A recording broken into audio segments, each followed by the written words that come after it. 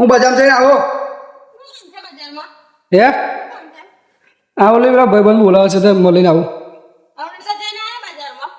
આવો લે નહીં વાલે આવો કમ તારે કોણ છે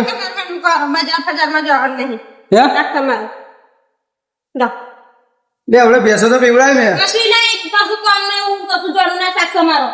હવે ચાર કાપી આવ્યો હે પણ હું આવું અડધો કલાક જેવું થશે હે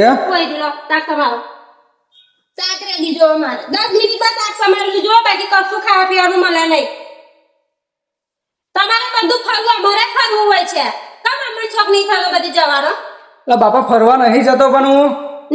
આવું ખાલી જો ગાડીનું રિપેરિંગ કરવો તો બતાવીને આવું ચાલે પછી જાઓ પેલા શાક તૈયાર કરો હે શાક તૈયાર કરો પેલા હું નાસ્તો કરી લઈશ તાર માર નહીં ખાવું જા નાસ્તો તો અમારે ભૂખી રહેવાનું શાક તૈયાર કરો પેલા અમે નહીં ખાવાનું તમે નાસ્તો કરી આવો અમારે શું કરવાનું જોયું મિત્રો તમે આપણે ઘરનું બી કામ કરવાનું બાબુ બહારનું બી કામ કરવાનું એટલે લગ્ન કર્યા પછી આવી હાલત થઈ જાય